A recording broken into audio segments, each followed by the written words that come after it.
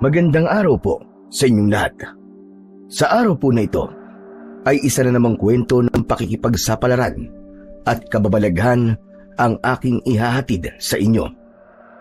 Ito ay kwento ni Limuel at ng kanyang lolo Solano sa bagong lugar na kanilang pinuntahan na tinatawag na Baryo Karimlan, na kung saan lahat ng mga nakatira dito'y katulad nilang mula sa lahi ng mga aswang.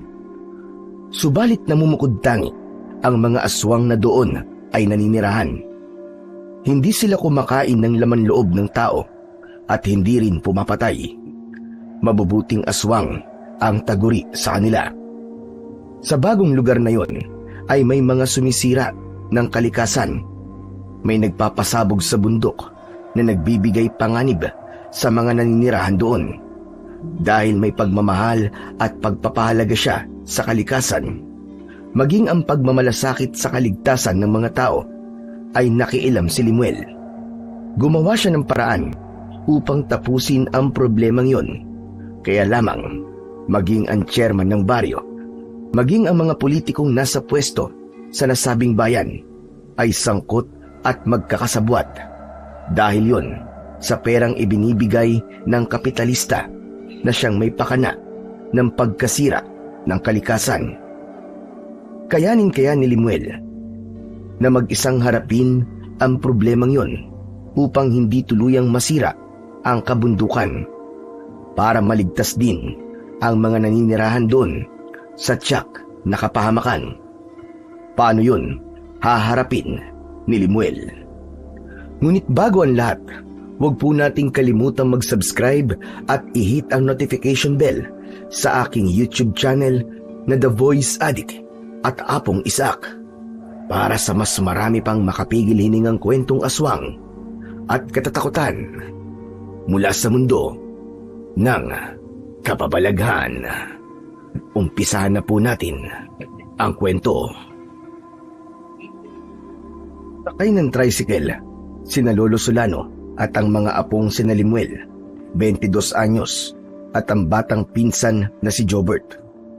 Binabagtas nila ang daan patungo sa Baryo Karimlan, doon ang kanilang destinasyon, at sa lugar na yun sila makikipagsapalaran. Mula sila sa isang lugar sa Dumaguete, kaya lamang ay sapilitan silang pinalayas sa kanilang tinitirahan. May nakapagsabi kasi na ang lahi nila ay mula sa angkan ng mga aswang. Upang hindi malagay sa panganib ang kanilang buhay at makaiwas din sa gulo, ay nagpasya si Lolo Solano na iwan na lamang ang kanilang lugar hanggang may nakapagsabi sa matandang lalaki kung saan sila maaaring manirahan. Isang dating kaibigan yun at inalok din ang dating bahay na hindi na nila natitirahan. Yun nga ay sa Baryo Karimlan na tawid dagat mula sa lugar na kanilang dating tirahan. Sumakay sila ng ferry upang makarating sa lugar na kanilang pupuntahan, at pagkatapos ay lumipat din sila ng jeep, at ang huli nga ay ang tricycle na maghahatid sa kanila sa mismong baryo na kanilang magiging bagong tirahan. Huminto ang tricycle na sasakyan ng tatlo. Sinabi ng driver na ang daan na kanyang hinintuan ang patungo sa Baryo Karimlan. Kailangan pa silang maglakad patungo roon dahil walang sino man ang maghahatid sa kanila.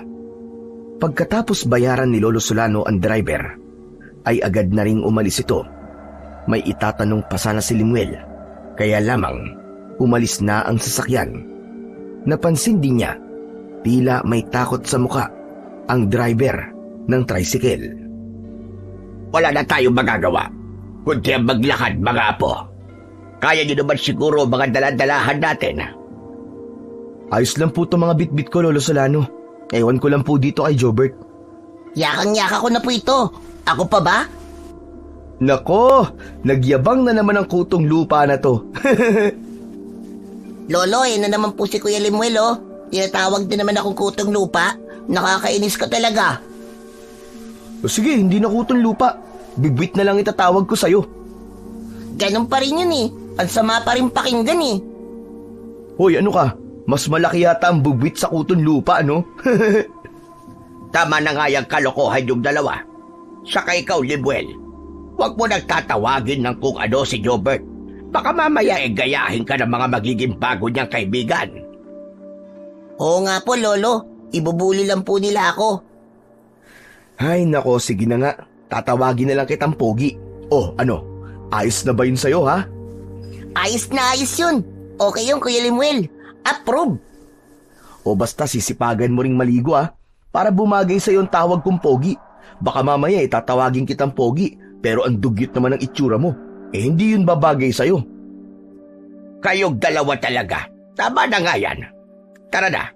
Simulan na natin maglakad at mukhang malayo-layo pa yung pupuntahan natin. Kanya-kanyang bitbit na ng kanilang daladalahan ng tatlo at sinimulan na nilang maglakad papasok sa Baryo Karimlan na kanilang pupuntahan. May mangilang-ngilang tao silang nakakasalubong at napapatingin sa kanila. Hindi na lang nila pinapansin dahil normal lang naman yun kapag bagong salta sa isang lugar. Tahimik at tila payapa naman ang Baryo Karimlan na kanilang dinatnan. Kakaunti ang mga taong gumagala-gala sa baryo. Hindi pa nila alam ang bahay na matitirhan na inalok ng isang kaibigan ni Lolo Solano, kaya dumiretso muna sila sa tanggapan ng barangay. Maayos at may ngiti silang kinaharap ng kapitan ng baryo na si Chairman Benito. Natutuwa kong itong Baryo Karimlan ang napili niyong tirhan. Welcome kayo dito. Maraming salamat po, Kapitan. Chairman Benito, yun ang tawag nila sa akin. Matagal na rin ako chairman dito. Kahit paano, napapanatili ko naman ang katahimikan. Saga po pala, Chairman. Ako po si Solano. At itong mga kasama ko ay mga apo ko, si Lemuel at si Jobert. Ngumiti lamang ang dalawa bilang pagbibigay galang kay Chairman Benito. Napadpad kayo dito dahil hindi nalalayo sa gaya namin ang angkan nyo. Tama ba ako, Lolo Solano? Opo, Chairman. At alam ko maiintindihan mo ang gaya namin dahil mga aswang din kaming katulad ninyo. Oo naman, magkakauri tayo. Amoy ko rin yun, kaya wala kang dapat ipag-alala. Madali kayong matatanggap ng mga taga rito. Bago pa mapunta sa kung saan ng kanilang pag-uusap, ay itinanong na ni Lolo Solano sa chairman ang bahay ng kaibigan na kanilang tutuluyan. Isang kagawad ng barangay ang inutusan ni Chairman Benito upang samahan ng tatlo sa kanilang titirhan. Nasa 10 minuto ring naglakad ang mga ito mula sa tanggapan ng barangay hanggang sa makarating sa bahay ng kanilang tutuluyan. Luma na yon, subalit pwede pang tirhan. Meron lang konting sira ang ilang bahagi ng bahay, ngunit maaayos pa naman. Pagkatapos magpasalamat ni Lolo Solano sa naghatid sa kanila, ay pumasok na sila sa loob ng bahay. Maraming agiw at alikabok, kaya nagpagpag muna sila ng mga gamit para meron silang maupuan. Ito na ang magiging bahay natin mula ngayon. Dito tayo magsisimula ng bagong buhay. Dito sa Baryo Karimlan. Mukhang okay naman po dito, Lolo Solano eh. Sana po, marami din po ako maging bagong kaibigan dito, Lolo. Tsak yun, Apo. Kaya hindi ka maiinip. Sana, mababait at hindi sila bully. Ikaw nga tong bully. Mahilig kang makipagtalo. Hindi kaya, Lo, si Kuya Lemuel na naman Haya na naman kayo. Mag-uumpisa na naman kayo. Ala, sige. Tulungan nyo na lang akong ayusin ang mga gamit natin. Saka tignan natin kung may mga naiwan silang gamit dito para makapagluto na tayo. Nagkanya-kanya na ng kilos ang dalawa. Tinignan ni Lemuel ang kusina at nakita niya na may mga lumang gamit sa kusina na naiwan doon. Magagamit nila yon para makapagluto sila. May dala na rin silang bigas at mga dilatang pagkain para sa ilang araw. Kaya bibili na lang sila ng iba pang kailangan bukas. Nang makapaghapunan, ay nagpahinga na ang tatlo. Pagod din sila sa haba ng kanilang naging biyahe. Bago lang sila sa bahay na yon, subalit isa man sa kanila ay hindi namahay. Kundi pare-pareho silang nakatulog kagad.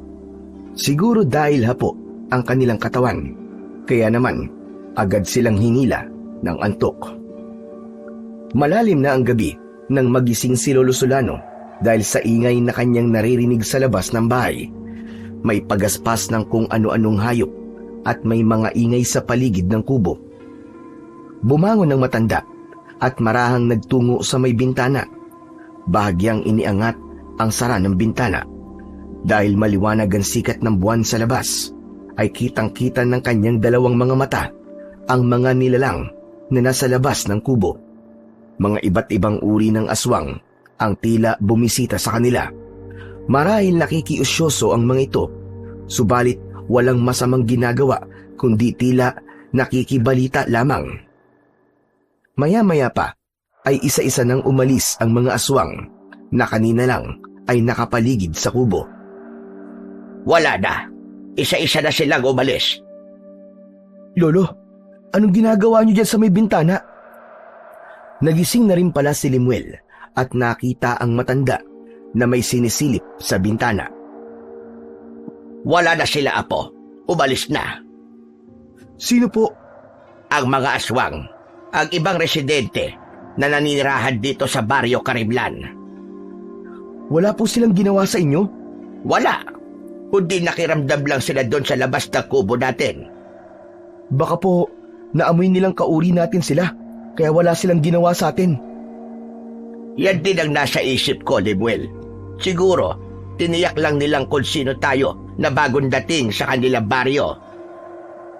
Kung wala silang ginawa sa atin, ibig sabihin, tanggap po nila tayo. Wala silang magagawa kundi tanggapin nila tayo. Saka sino pa ba ang dapat magsama-sama at magdamayan kundi tayong magkakauri, hindi ba? Kung sa bagay po, tama po kayo, Lolo Solano. O sige na, bumalik ka na sa pagtulog at ako'y matutulog na rin uli para sa kagaya natin ng baryong ito. Kaya alam kong ligtas tayo rito dahil nga mga katulad nating aswang ang naninirahan dito. Tama, nakagaya nilang aswang ang mga naninirahan sa Baryo Karimlan.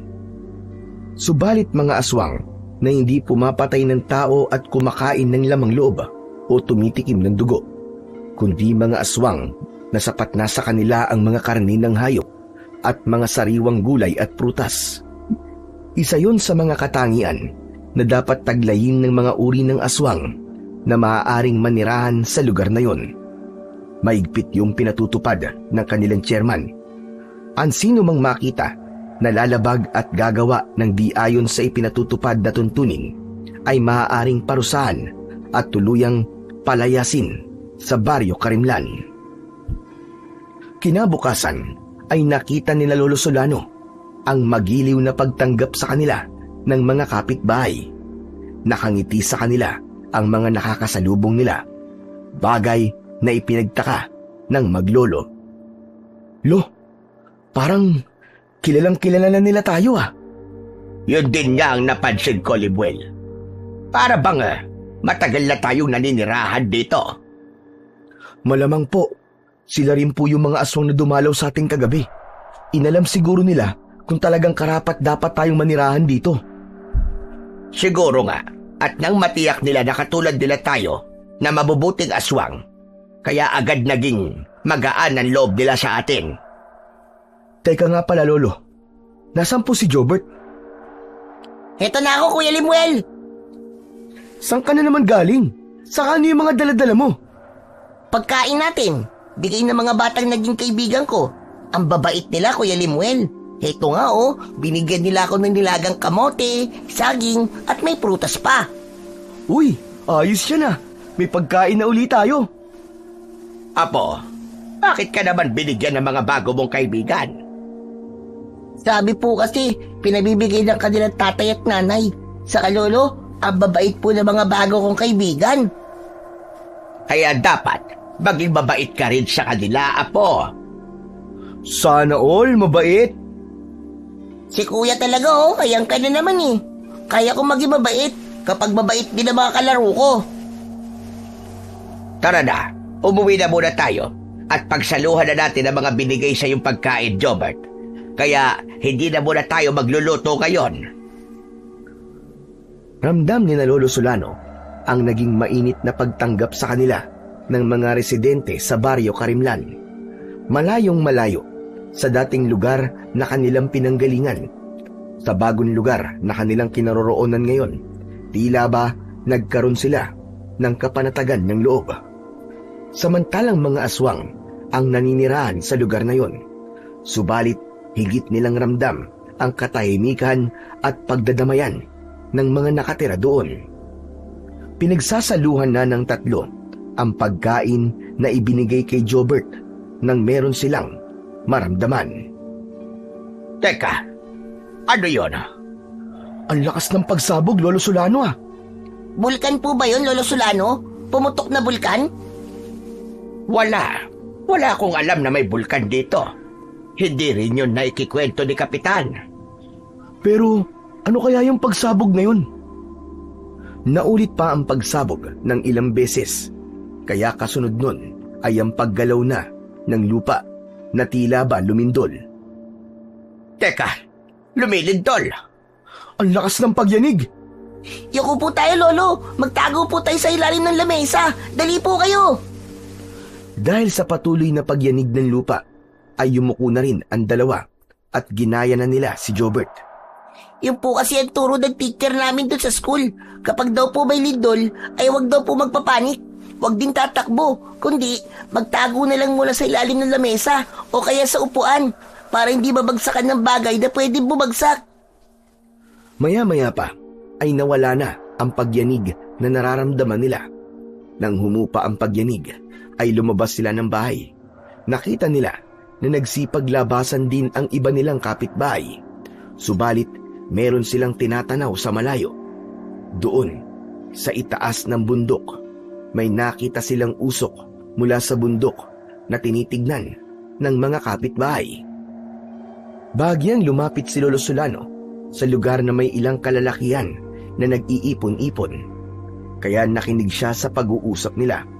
Tila hindi naman dapat isikreto ang pinag-uusapan, kaya kahit lumapit sina Lolo Solano, ay hindi sila tumigil sa kanilang pinag-uusapan. Paksa ng usapan nila ang tungkol sa nangyaring pagyanig sa kanilang lugar. Ayon nga sa mga nag-uusap, ay sinadya ang naging pagyanig na yon. Hindi yun lindol na likha ng kalikasan, kundi lindol na kagagawan ng tao. Napaisip si Lolo Solano sa mga sinabi ng taong naroon. Paanong naging gawa ng tao ang nangyaring pagyanig? Ipinagpatuloy niya ang pakikinig hanggang sa ganap na niyang naunawaan yun. Ayon sa mga nag-uusap, ay may ginawang pagpapasabog sa bundok. May quarrying o isang proseso ng pagmimina o pag-aalis ng mga bato, buhangin o graba at iba pang mineral sa lupa upang magamit ang mga ito para sa konstruksyon at iba pang mga bagay.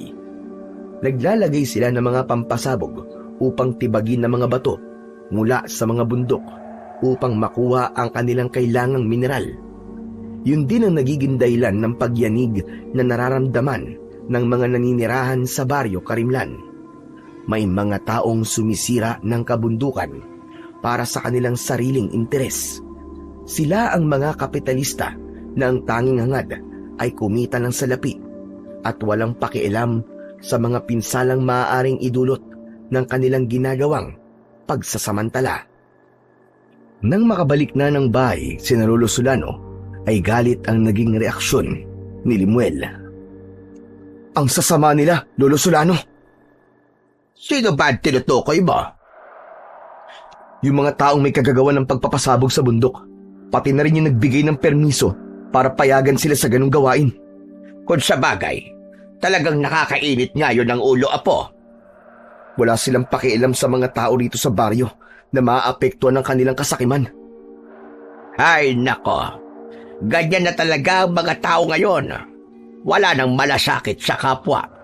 wala na silang puso sa kaligtasan ng iba. Palagay ko, alam ng kapitan dito tungkol dyan. Malamang gano'n na nga. Kasi hindi naman sikreto yung quarrying na yan. Naririnig ang mga pagsabog at lumilikha pa ng lindol. Kung mananatili po tayo sa lugar na to, Lolo Solano, tapos ganyan ang mga nangyayari, baka hindi kaligtasan at kapayapaan ang naghihintay sa atin dito, kundi kamatayan. Ano ba sinasabi mo, Lemuel? Lo, masama po sa kalikasan ang ginagawa nila. Sinisira po nila ang bundok.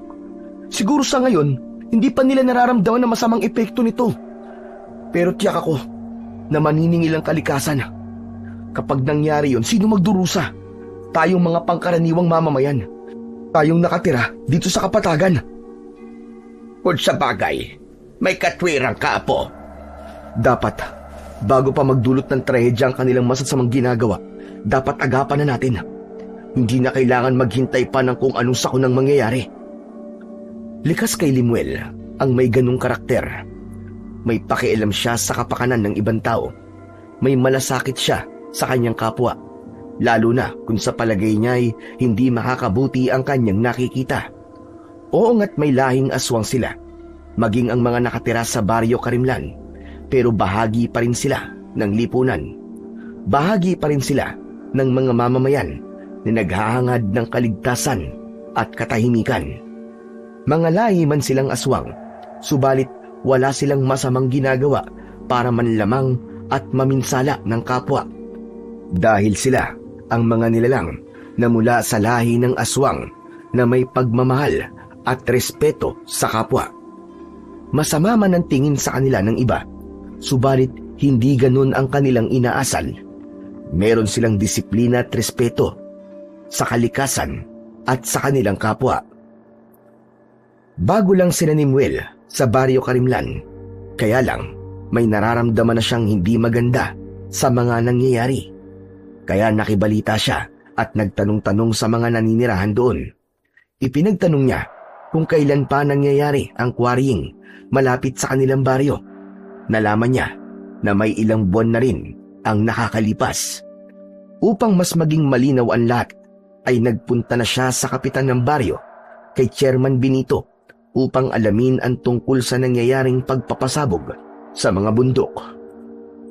Ilang araw pa lang kayo rito, pero may lakas ka na ng loob na magreklamo dito. Hindi naman po sa ganoon, Chairman. Ano bang ibig sabihin ng ginagawa mo ngayon? Hindi ba't pagrereklamo yan? Kasi nga, nakikialam ka. Chairman, hindi po ako basta nakikialam, kundi nagmamalasakit lang po ko. Sa ginagawa mo, pinangungunahan mo ko eh. Hindi po ganun ang intensyon ko, Chairman. Para bang pinalalabas mo na wala akong pakialam sa nangyayari? At ikaw ay meron. Huwag niyo po sana masamain ang paglapit ko po sa inyo. Alam ko tungkol sa quarrying na yan. Dahil di naman ako bingi. At meron din akong pakiramdam. Yun na nga, Chairman eh. Alam niyo pala at naririnig niyo ang pagpapasabog sa bundok at ang nangyayaring lindol. Oo, naririnig ko yun at nakikita. Makakasama po kasi sa lugar na to ang ginagawa nila. Bakit? May nakita ka bang masamang nangyari? Wala naman, di ba? Gusto niyo pong mangyari na muna yun? Saka kayo kikilos, ganun ba? Sandali nga, Lemuel. Ano bang ibig mo sabihin, ha? Masyado kang mapapel. Kabago-bago mo lang dito sa Baryo Karimlan. Bago nga lang po kami. Pero ang iniisip ko lang po ay ang kaligtasan ng mga narito. Alam ko, katulad nyo, may lahi rin po kayong aswang. Oo, hindi ko ipinagkakailayan. Bilang aswang, ako ang naatasang manguna rito. Dahil lahat ng mga naninirahan dito sa Baryo Karimlan ay mga taong pinaalis sa lugar na kanilang pinagmulan dahil nga sa kanilang pagiging aswang. At dito sa lugar na to, nakasumpong sila ng kanilang magiging kanlungan at tatanggapin sila ng buong buo. Katulad yun ang lolo mo. Alam ko po yun. Hindi ko po yun maitatanggi at ipinagpapasalamat po namin yun. Kaya nga, huwag ka na lang masyadong pakialamero. Pero, paano po kung may mangyari po sa lugar na to? Mawasak din ang lugar na to dahil sa ginagawang paninira ng mga taong yun. Pare-pareho po tayong mawawalan. Saan tayo titira? Paano na mga naninirahan dito sa Baryo Karimlan na umaasang dito nila matatagpuan ang hanap nilang pagtanggap at kapayapaan? Masyado kasing eksahirado ang takbo ng utak mo, binata. Huwag kang ganon. Iniisip ko lang po yung mga darating na araw. Kaya kung maiiwasan natin na huwag mangyari ang anumang kamalasan, dapat may ginagawa tayo. Pwede ba? Huwag ka na lang muna makialam. Sa katrabaho ko ang gusto mong panghimasukan. Nagbibigay lang po ako ng suwestyon at opinyon ko, Chairman. Salamat sa opinyon mo. Pero hindi ko pa kailangan yun. Kaya makakauwi ka na. At ako na ang bahala sa anumang problemang inaakala mong darating sa baryo natin. Sagot ko na yun bilang chairman. Nang makauwi si Limuel mula sa pakikipag-usap kay Chairman Benito, ay napansin ng pinsang si Jobert ang pagiging tahimik at kawalan ng kibo nito. Kuya Limuel, ayos ka lang ba? Hindi, Jobert. Bakit? Anong problema mo? Kanina nang umalis ka, saya-saya mo pa. Tapos ngayon, nang bumalik ka bigla ka nang matamlay at walang kibo. Pwede ba, Jobert, iwan mo muna ako? Gusto ko mapag-isa. Grabe, ang sungit mo naman, kuya. Bakit, meron ka ba? May buwan ng dalaw ka ba ngayon kaya masungit ka, ha? Ano ba sinasabi mo? Hindi naman ako babae Wala akong regla, no? Kasi nga, sungit mo Para lang nagtatanong lang Oo nga naman, Limuel. Ano ba nangyayari sa yung bata ka? Mainit ang ulo mo. Pwede na yatang paglutuan ng itlog yung bunbunan mo dahil sa init ng ulo mo. Oo nga po. Subukan po kaya natin magpatong ng itlog sa ulo niya para malaman natin kung gaano kainit ang ulo ni Kuya Limuel. Tumigil ka na, Jobert. Namumuro ka na sa akin, ha? Kukonyatan na kita. O, tignan mo to. Nagbibiro lang naman Gusto ko agad manakit. Ang kulit mo kasi. Sabihin mo na kasi sa amin kung ano bang ikinakainit ng ulo mo. Ikinuwento ni Limuel sa kanyang lolo ang naging pakikipag-usap niya kay Chairman Benito kung paano siya sagutin ito na tila walang pakialam sa problemang kanyang idinulog sa kapitan. Pabayaan mo na siya. Kalimutan mo na lang, Limuel. Pero kapakanan po ng naninirahan dito sa Baryo Karimlan ang ikinakabahala ko. Siyempre, kasama na siya doon dahil dito siya nakatira. Sabi mo nga, parang walang pakialam at nagalit pa. Yun na nga po Sa halip na magpasalamat sa akin dahil concerned ako sa pwedeng mangyari dito sa baryo, abay nagalit pa sa akin. Pinapangunahan ko raw siya. Baka talagang ayaw niya na may lumalapit sa kanya tungkol doon. Alam mo po, Lolo Solano, iba Iba ang kutob ko. May naaamoy akong mali. Hayag ka na naman. Bad trip na nga sa'yo si Chairman tapos kung ano-ano pa ang iniisip mo. Posible po yun kasi nga dahil sa inuugali niya na para bang may malaking mawawala sa kanya. Hindi na muna kumibo pa si Lolo Solano bagamat alam niya ang tinutumbok at ibig sabihin ng kanyang apo. Ayaw na muna niyang dagdagan pa ang pagdududa nito. Pero kilala ni Lolo Solano ang apong si Limuel. Hindi ito mapapanatag, lalo na't alam ng binata na siya ay nasa katwiran. Ganun ang ugali ni Limuel. Handa niyang ipaglaban ang alam niyang tama. Samantala, sa barangay hall ay kausap ni Chairman Benito ang isa niyang konsehal, si Konsehala Camila.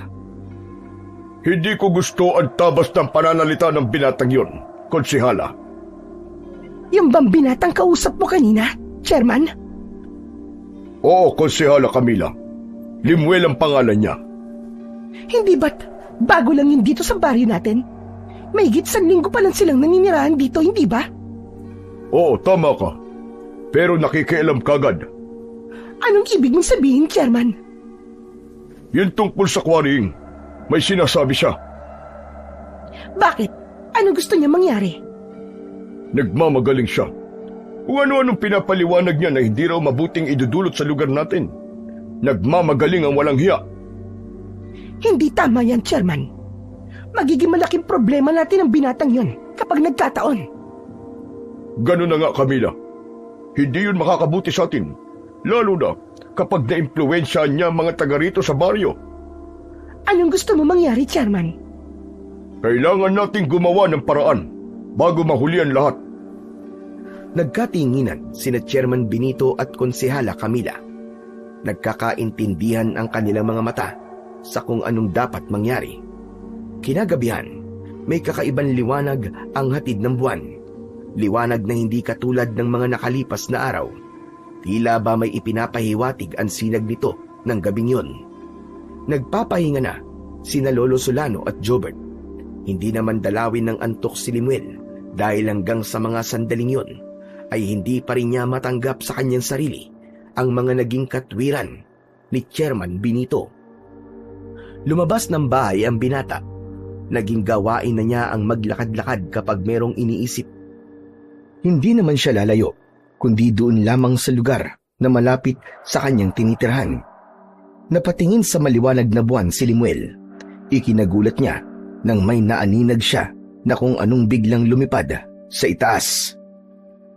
Ano yun? Parang may malaking ibon na lumilipad ah. Sinundan ni Limuel ng tingin ang nakitang lumilipad. Subalit tuloy-tuloy itong lumayo. Kung hindi yun isang ibon, malamang yun ay isang uri ng aswang. Hindi naman yun nakapagtataka dahil nga iba't ibang uri ng aswang ang naninirahan sa lugar na yun. Wala rin siyang dapat ikabahala dahil alam niyang mabubuting aswang ang sama-samang naninirahan doon. Ngunit nang muli niyang ipagpatuloy ang paglalakad, ay nagulat siya nang bumagsak sa harapan niya ang kakaibang nilalang. Isang aswang yun na nanlilisik ang mga mata. Iniumang sa kanya ang matutulis na kuko.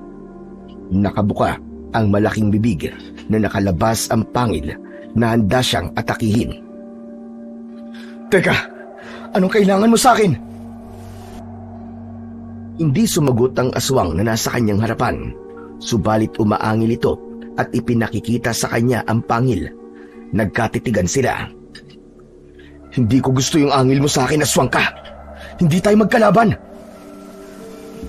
Namamalagi sa harapan ni Limuel ang nasabing aswang. Lalong tumalim ang pagkakatitig ng aswang sa binata.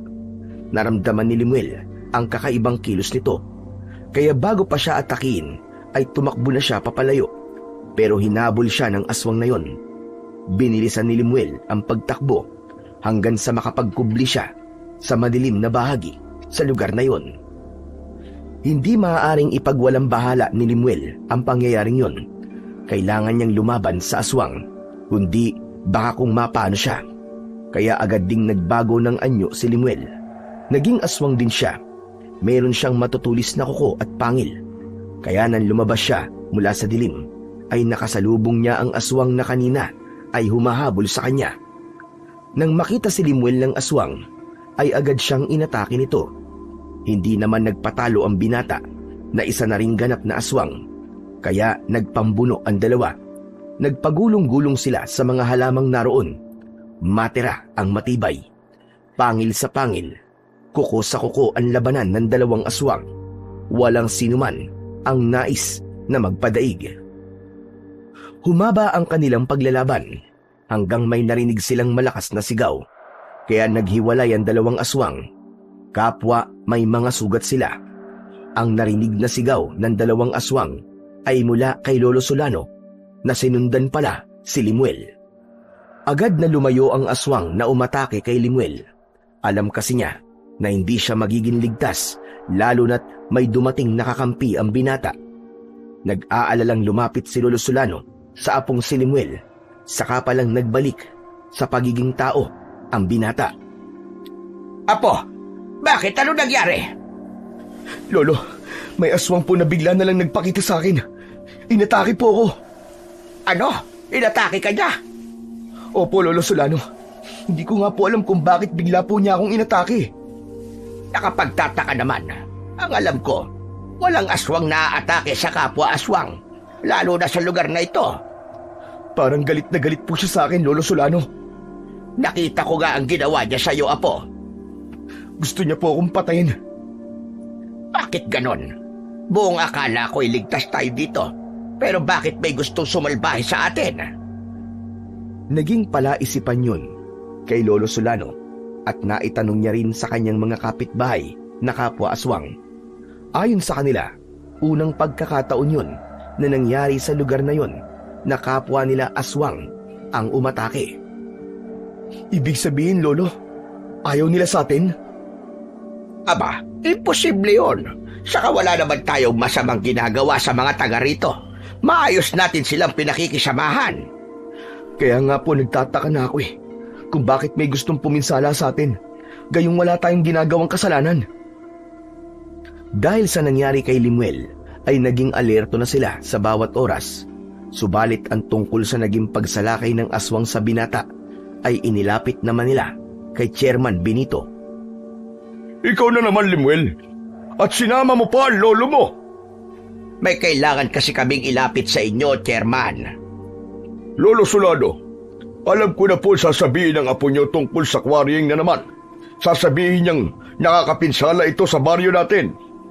Hindi po ito tungkol doon, Chairman. Kundi dahil sa aswang na sumalakay sa kanya nitong nakaraang gabi lamang. Totoo ba sinasabi nitong lolo mo, Limuel? Opo, Chairman. May aswang po na bigla na lamang umatake sa akin at plano po akong patayin. Sigurado ka bang aswang yun? Baka naman ligaw na hayop lamang. Sigurado po akong aswang yun. Saka, Chairman, aswang din po ako kaya alam ko at amoy na amoy ko siya. Pero paano mo na siguro na gusto kanyang patayin? Naramdaman ko po yung sinalakay niya ako. Ito pa nga po sa braso ko, tignan nyo. Sugat po ito na kagagawan niya. Kapitan, akala ko po ba nagkakaisa mga taga rito dahil pare-parehong aswang at merong respetuhan? Pero iba po ang ibig gawin ng aswang na yun. Baka naman may ginagawa kang kalokohan, Limuel. Meron kang sinaktan o nargabyado at binalikan ka. Kapitan, bago lang po kami rito sa baryo nyo.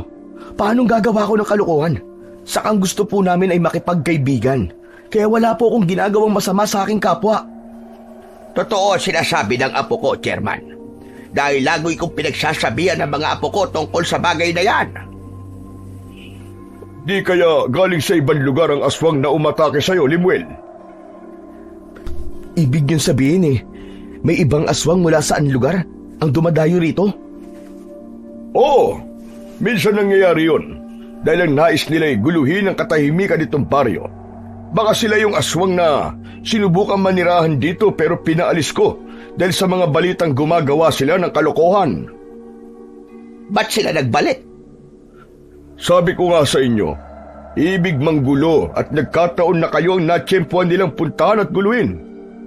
Hayaan mo, ipapaalam ko sa mga konsyal at tanod dito sa baryo ang tungkol sa nangyari sa iyo, Limuel, para makapag-ingat din ng marami. Bagamat hindi kontento ang maglolo sa mga paliwanag ni Chairman Benito, ay wala silang magagawa.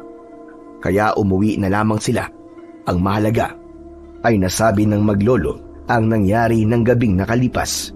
Subalit, kung makikita lang sana ni na Lolo Solano at Limuel ang reaksyon ni Chairman habang papalayo sila, ay may pagkunot ang noo nito at tumaas pa ang isang kilay habang makikita sa kanya ang ngiting aso. Suwerte ka pa rin, Limuel. Dahil hindi ka pa napuruhan, nakaligtas ka pa rin. Chairman, malayo na sila. Pero tinatanaw mo pa rin.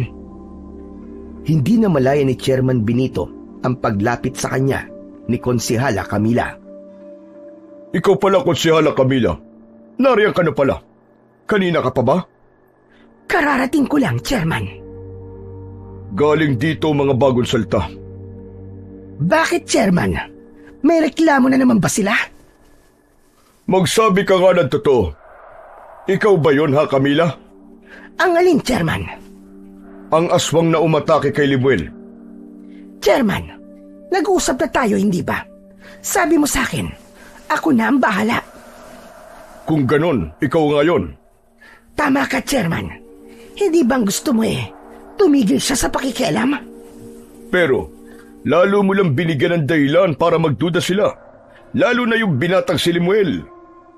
Pasensya na, Chairman. Hindi ko napuruhan. Malakas ang binata. Saka nang maging aswang din siya. Palaban ng ungas. Nahirapan ako. Heto nga, nagkaroon din ako ng mga sugat. Hindi mo kasi pinagplanuhang mabuti, kaya ganun na nangyari. Dahil ang akala ko, mahinang klase sila. Pero hindi pala. Saka biglang dumating ang kanyang lolo. Kung itinuloy ko ang pakikipaglaban at tinulungan siya ng kanyang lolo, malamang baka ako ang napatay nila. Pero ngayon ay...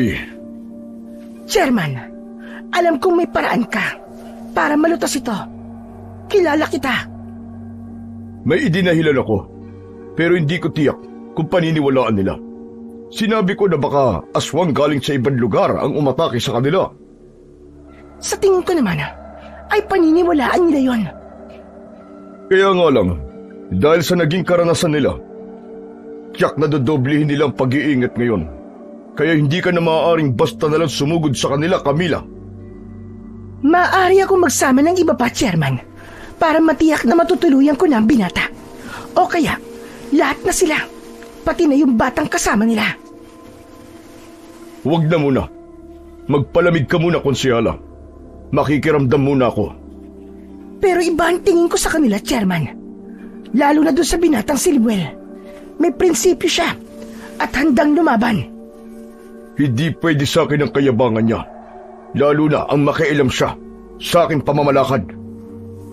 Habang papauwi sa kanilang tirahan ang maglolo, nang may makasalubong sila na isang babaeng tumatakbo at takot na takot.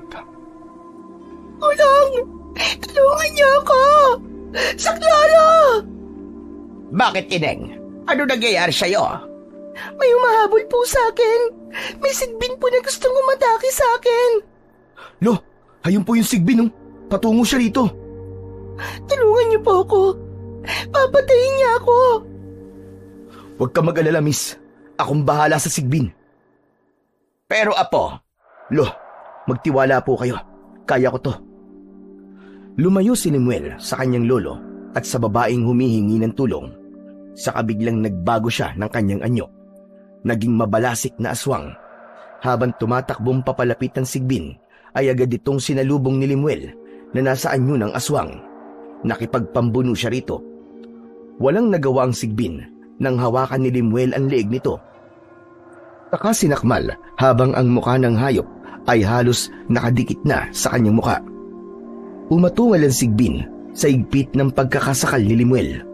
Hinigpitan pa nito ang pagkakahawak sa leeg ng hayop hanggang sa lumabas at lumaylay ang mahaba nitong dila sa katumulo ang masaganang laway. Nagawang patayin ni Limuel ang sigbin na kanina'y humahabol sa babae. Nang mamatay na ang sigbin, ay ibinalibag ito ng binata sa malayo. Saka siya nagpalit uli ng anyo at nagbalik sa dati. Nilapitan siya ng babae at nagpasalamat. Utang ko sa iyo ang buhay ko. Salamat sa iyo. Ginawa ko lang ang dapat, lalo na sa sitwasyon mo kanina. Ako nga pala si Limuel. Annalyn naman ang pangalan ko. Salamat talaga sa iyo, Limuel. Pati na sa inyo, Lolo. ako si Lolo Solano. Yun ang tawag sa akin. Kahanga-hanga po ang ginawa ng apo niyo, Lolo. Ganyan talaga si Limuel. Laging handang tumulong sa kanyang kapwa. Kung hindi ko po kayo nakita, baka naging pagkain na po ako ng sigbin na yon. Siya nga pala. Akala ko ba tahimik at ligtas ang baryong to? Bakit merong gumagalang sigbin? Hindi ko rin alam. Baka naligaw lang. Pero delikado pa rin. Kung di napatay ng apo ko ang sigbin, marami pa siyang maaaring saktan at maging biktima. Kaya dapat malaman kagad ni Itay ang tungkol sa sigbin na humabol sa akin. Kailangan magawa niya ng paraan. Baka napapasok na ng kung anong mga nilalang ang baryo. Alam kong aaksyonan niya ito dahil siya ang chairman dito. Ano ka mo? Anak ka ni Chairman Benito? Opo, Lolo Solano. Anak po ako ni Chairman. Hindi ko alam na may magandang anak pala si Chairman. Ang totoo, Annalie, kanina lang ay galing kami sa barangay at kinausap namin si Chairman dahil may inilapit kami sa kanya. Talaga? Sana naman ay natulungan kayo ni Itay. Nagbigay lang siya ng paalala sa amin. Hayaan niyo, Limuel. Total magkaibigan na tayo. Kapag may problema kayo, sabihin mo lang sa akin at ako na ang bahalang magsabi kay Itay. Salamat, Annalie. Sige, Annalie. Salamat.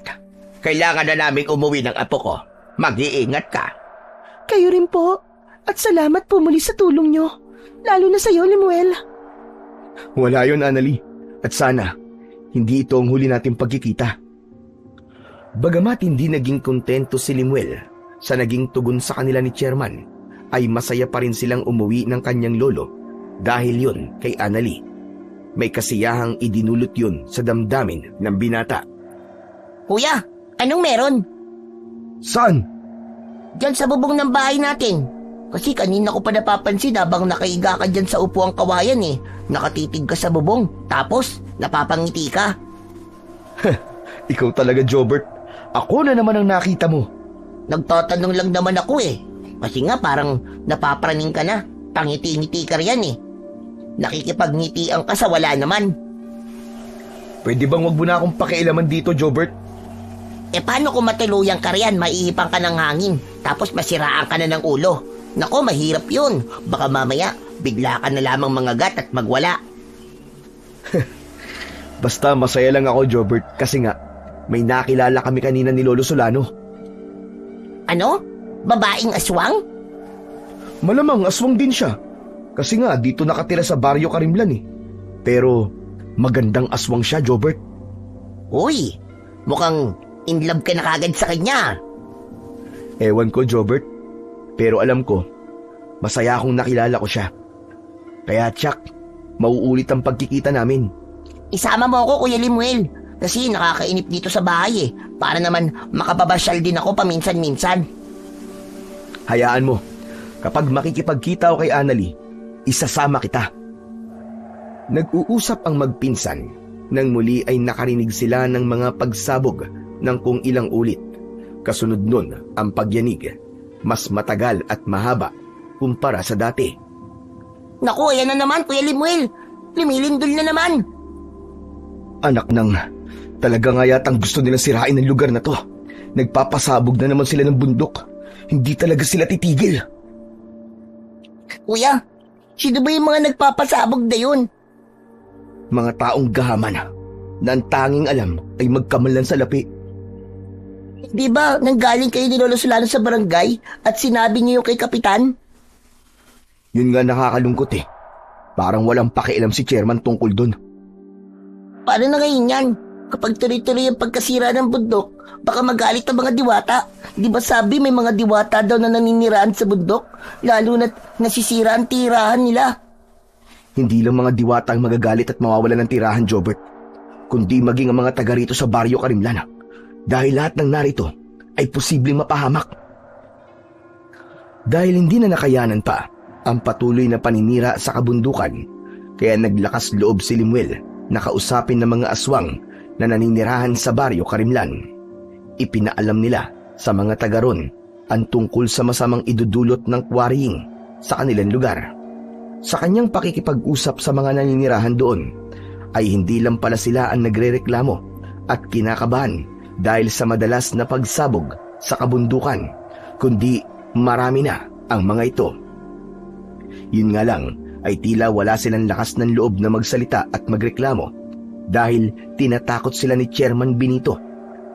Tinasabi sa kanila na kung pakikialaman siya sa pamumuno at puro reklamo ang ipaparating sa kanya, ay gagawa siya ng paraan para paalisin ang mga ito sa Baryo Karimlan. Bagay na ayaw namang mangyari ng mga residente sa baryo dahil nga sa pagiging aswang nila. Walang tatanggap sa kanila at maaaring ipagtabuyan lamang. Tanging ang Baryo Karimlan ang baryo na handang tumanggap ng mga aswang na may mabubuting kalooban. Hindi sila namemerwisyo at pumapatay, kundi kontento na sa pagkain ng mga hayop at mga gulay. Kahit aswang sila, ay naghahangad din ng kapayapaan sa kanilang buhay. Hindi mo na lang siya na ginawa yun, Apo. Lolo, kung hindi ko gagawin, ay sinong gagawa at maglalakas loob? Saka, nalaman ko na sila man ay gusto ng katahimikan.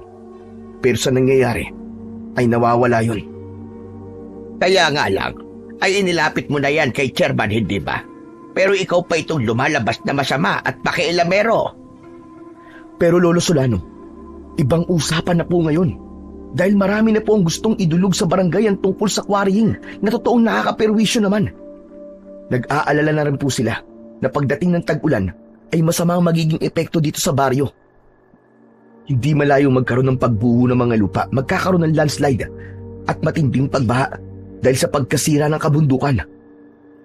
Siguro naman ay alam ni Chairman yon. Yun na nga ang pinagtataka ko, Loy.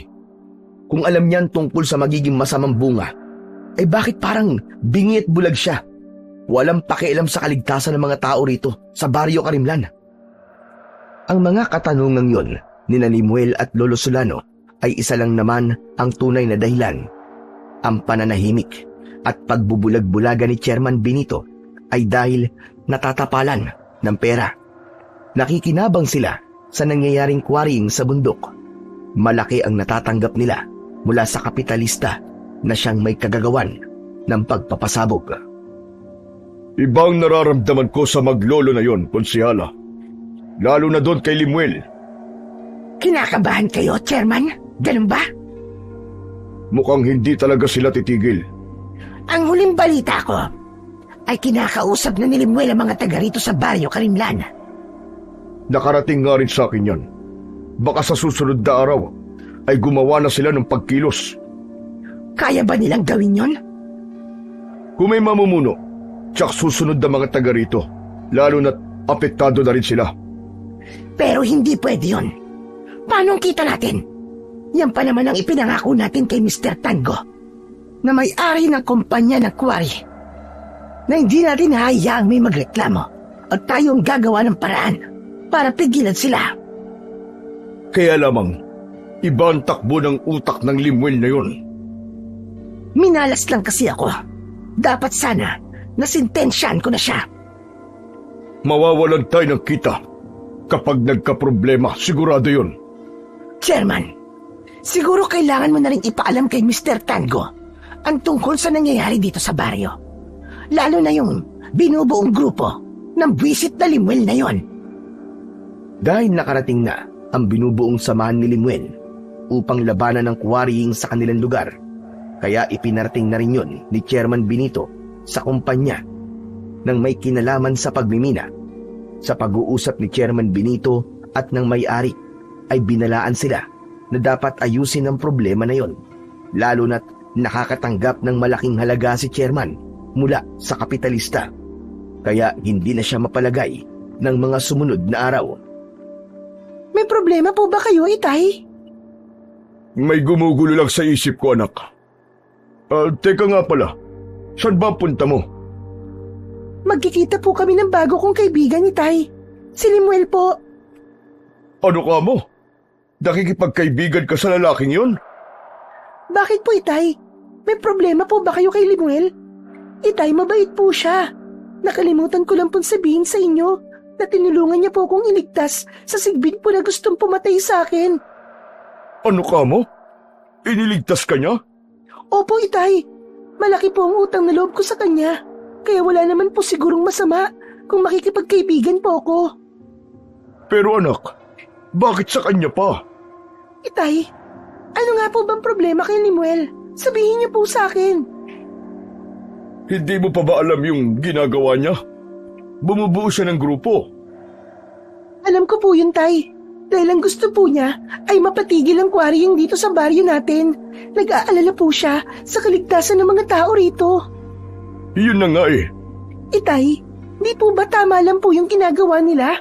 Ang labanan po ang pananamantala ng mga kapitalista na sumisira po sa kabundukan. Kapag patuloy po itong nasira, saan po tayo pupulutin? Kahit mga aswang tayo, may karapatan pa rin po tayong mamuhay ng normal, katulad po ng ibang tao. Kaya lang anak, hindi mo alam ang sinasabi mo. Itay, wala po ako nakikitang masama sa ginagawa po ni Limuel. Dapat nga po, suportahan pa po natin siya dahil kaligtasan natin ang nasa isip niya. Pero malaki na itutulong ng quarrying dito sa lugar natin. May mga kababaryo tayo na nagtatrabaho sa kanila. Nagbabayad sila ng buwis na pinakikinabangan ng ating baryo. Pero, pansamantala lang po magiging pakinabang natin sa kanila, Itay. Pagkatapos, mas malalang pinsala po ang kanilang iiwan sa atin. Tayo po magdurusa ng matagal dahil sa kanilang naging perwisyo at pagsalanta sa ating kalikasan. Pati ba naman ikaw, anak? Nabilog na ang ulo ng Limuel na yun. Hindi po, Itay. Kundi naisip ko lang po na tama po yung nais niyang ipaglaban. Paano nga ba naman may papaliwanag pa ni Chairman Benito sa kanyang anak ang iba pang detalye? Kaya ba niyang sabihin na binabayaran siya ng malaki at nakikinabang? Malaking halaga ang natatanggap niya mula sa kapitalista.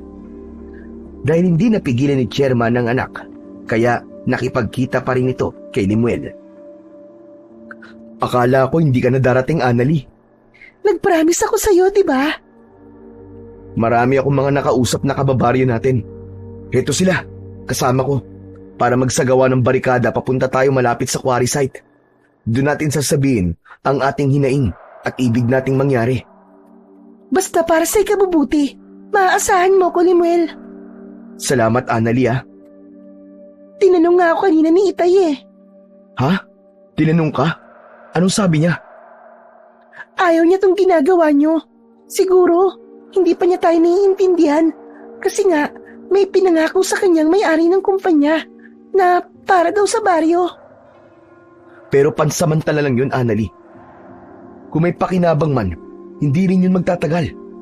Ang magtatagal ay ang pinsalang idudulot ng pagpapasabog sa kabundukan. Ang pagkakalbo nito. O siya, sige na. Mabuti pa umalis na tayo para maipakita na ng grupo natin ang hinaing ng mga taga rito sa Baryo Karimlan.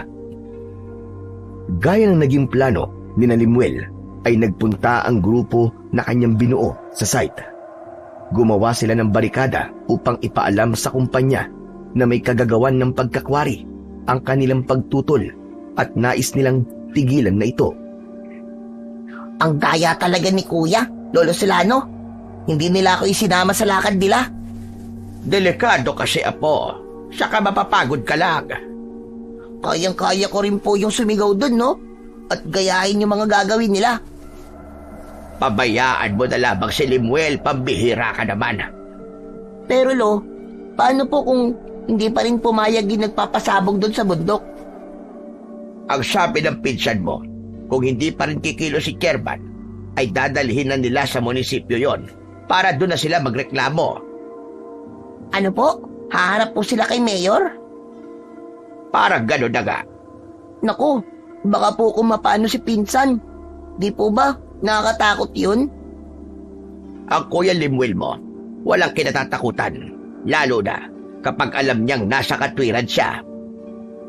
Nagawa naman ng maayos at payapa ni Limuel ang kanilang barikada upang ipaalam sa may-ari ng kumpanya ang kanilang hinaing. Yun nga lang, tila pinagtawanan lang sila ng mga nagtatrabaho doon. Sabi ng ilan sa mga tauhan ay nagsasayang lang sila ng oras at nagpapakapagod lamang dahil wala ring mangyayari sa kanilang reklamo.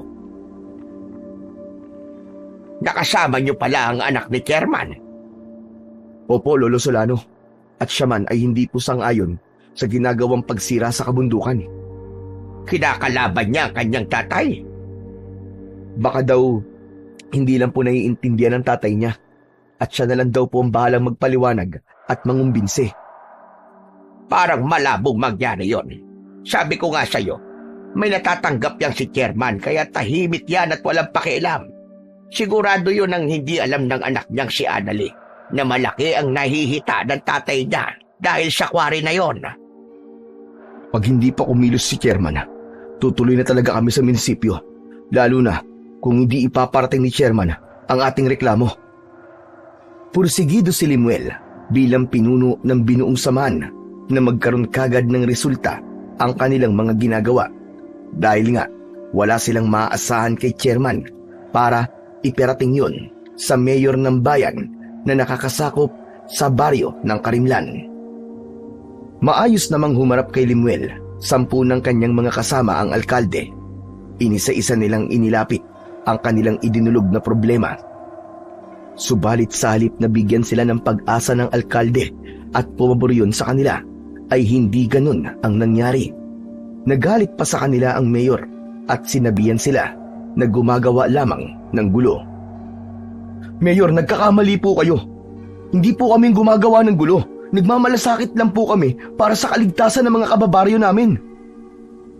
Subalit kahit na ano pang maging paliwanag ni Limuel, ay tila bingi ang mayor dahil pinagmukha silang walang kwenta at ibig lamang gumawa ng problema. Kaya masama ang loob ni Limuel at ng mga kasama nila na umuwi. Hindi matatanggap ni Limuel ang ginawang pagpapahiya sa kanila ng mayor na dapat sana'y tinulungan sila sa problema. Nakakalungkot naman pala ang nangyari sa lakad niyo, Apo. Di ko nga po akalain na ganun mag-isip ang mayor sa bayang to. Grabe, wala sa ayos. Naging sarado na rin ang isip niya. Ganun na nga, Lo. At dahil din yun sa pera. Hindi ako maaaring magkamali ng kutob. Maging ang mayor na yon ay nakikinabang rin. Natatapalan din ang salapi. Hindi yun imposible. Kaya hindi niya pinakinggan ang mga paliwanag mo. Sabwatan na siyang nangyayari, Lolo Solano. Maging ang ahensya ng gobyerno na nagbigay ng permit para sa quarrying na nangyayari ay tsak natapalan din ng pera. Ganon kalawak ang nangyayaring sabwatan. Sila-silang nakikinabang habang ang mga maliliit na tao ay siyang nagiging kawawa at malalagay sa peligro ang buhay. Ang naging paglapit ni Limuel sa mayor ng bayan ay naging usap-usapan. Hindi naibigan ng mga naninirahan sa Baryo Karimlan ang ginawang pagtanggi nito para tulungan sila at pigilan ang nangyayaring quarrying sa kanilang lugar. Ikinagalit naman yun ni Chairman Benito dahil nga hindi ipinaalam ng grupo ni Limuel ang pagtungo nila sa mayor. Buwisit! Mga buwisit talaga! Ano pong ikinakagalit niyo, Itay? Nakita mo na? Nakita mo na kung anong ugali meron ng Limuel na kinakaibigan mo? Itay, karapatan po nilang ilapit kay Mayor ang problema. Na hindi man lang ipinaalam sa akin? Pero Itay, ang sabi po nila ay lumapit na po sila sa inyo dahil humihingi po sila sa inyo ng tulong.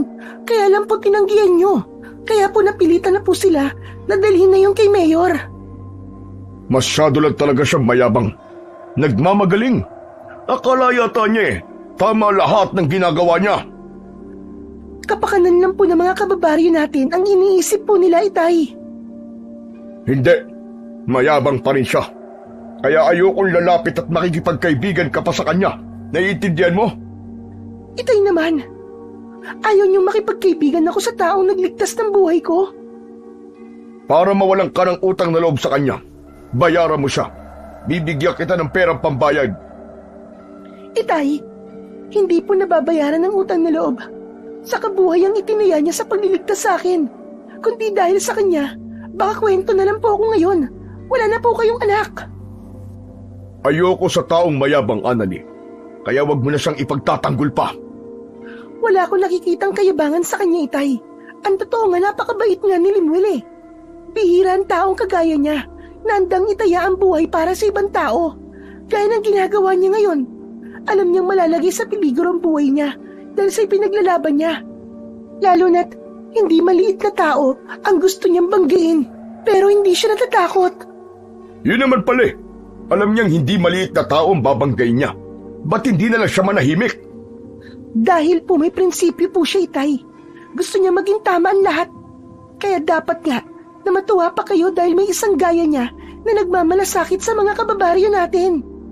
Kahit nadayo lang sila dito. Hindi na sumagot pa si Chairman sa mga sinabi ng anak. Alam niyang hindi rin magpapatalo ito. Pero lalo lamang nadagdagan ng inis niya sa mapapel na si Limuel. Sinisira nito ang kanyang mga plano at ang kita na maaaring matanggap niya. Hindi siya papayag na isang gaya lamang ni Limuel ang magiging hadlang sa pagyaman niya. Lalo na't ang plano ni Chairman ay kumita ng malaki at oras na may malaking halaga na siyang naipon ay aalis din siya sa lugar na yon. Ayaw niya nang makasama ang kanyang kapwa aswang. Ibang buhay ang gusto niyang maranasan at sa ibang lugar yon. Dahil nga sa mga ginagawang pagkilos sa pangunguna ni Limuel ay ipinatawag ng mayor si Chairman Benito. Galit na galit ang mayor kay Chairman dahil mapapahiya siya sa kapitalista. Lalo na't malaki rin ang natatanggap ni mayor dahil nga sa pagpayag niya para sa operasyon ng quarrying sa lugar ng Baryo Karimlan. Silang mga mukhang pera ay walang pakialam sa kapakanan ng mga maliliit na mamamayan. Sila ang mga salot sa lipunan. Samantala, hindi naman nagpapigil ang grupo ni Limuel sa kanilang ipinaglalaban.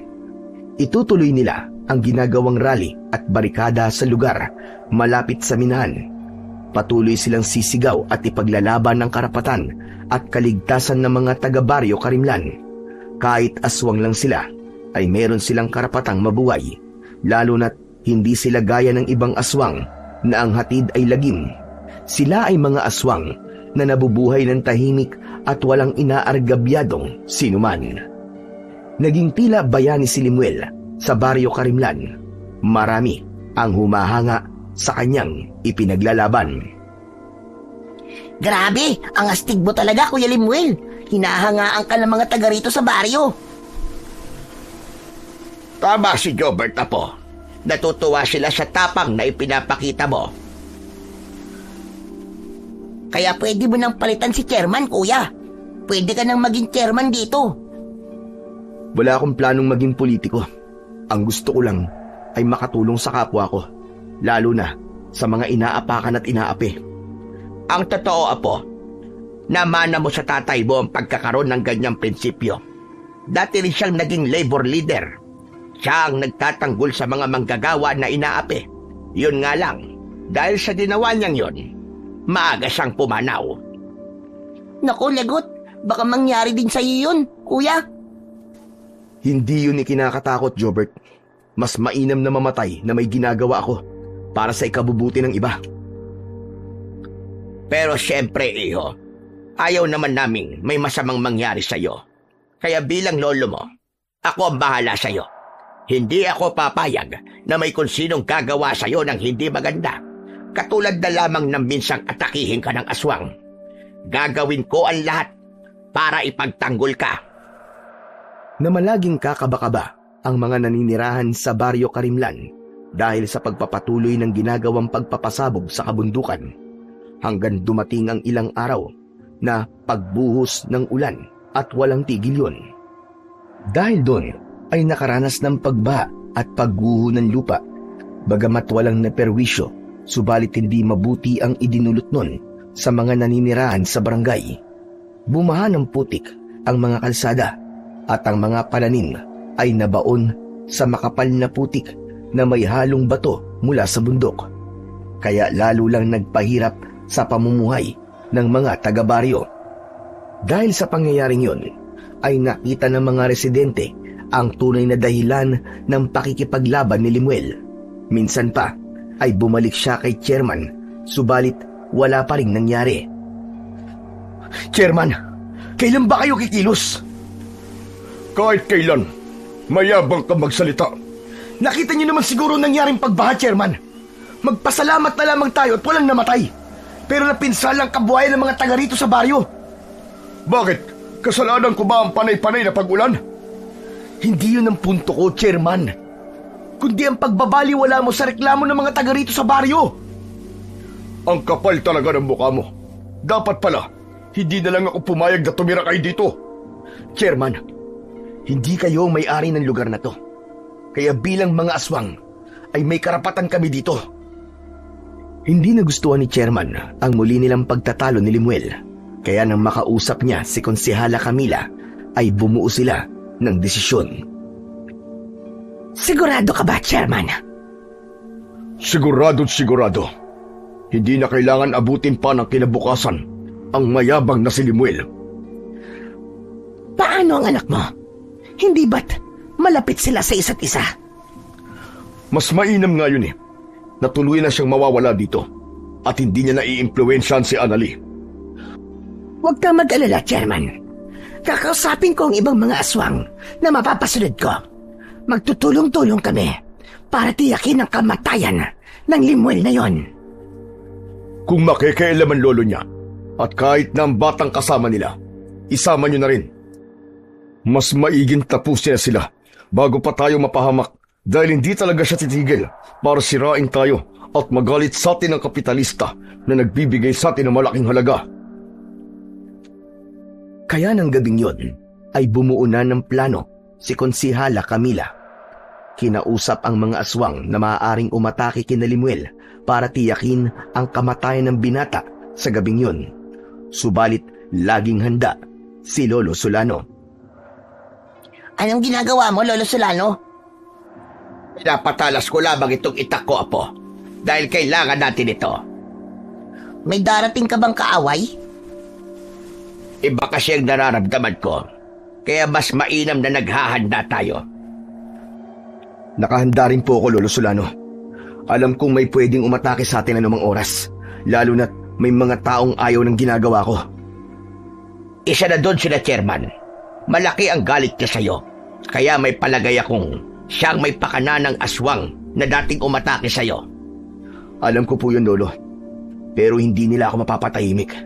Dahil kung may kailangan tumahimik, ay hindi ako, kundi sila. Nag-uusap-usap sina Lolo Solano at Limuel nang marinig nila na may tumatawag sa labas ng bahay. May bisita po, Lolo Solano. Ganitong oras, may bisita tayo. Teka, parang pamilyar sa akin ang boses ng tumatawag na yun. Sandali nga't sisilipin ko. Nagtungo sa pinto ng bahay si Limuel upang tignan kung sinong tumatawag sa kanya. Nakita niya si Annalie. Umaliwalas ang kanyang muka at napangiti siya. Lumabas siya ng bahay at pinuntahan ng dalaga, saka pinapasok sa loob. Oh, Annalie, mukhang mahalagaan sa mo ah. Gabing-gabi napasugod ka rito sa amin. Baka mamaya hanapin ka ng itay mo. Okay lang po yun, pero importanteng makausap ko po kayo. May problema ba, Annalie? Limuel, hindi kayo ligtas dito. Sinasabi ko na nga ba? May masama bang pinaplanong itay mo? Oo, kasamang ilang konsihal, Limuel, pati ibang aswang na naniniwala sa kasinungalingan nila. Alam ko na ang totoo tungkol sa ginagawa ni Itay, ang pakikipagsabuatan sa mga kapitalista, kasama nila si Mayor at iba pang nasa posisyon para protektahan ng quarrying dito sa Baryo Karimlan. Yan ang nakakalungkot na katotohanan, Annalie. Marami silang nagkakampi-kampi para sa pera, para sa materyal na pakinabang, kahit pa ikakapahamak ng marami.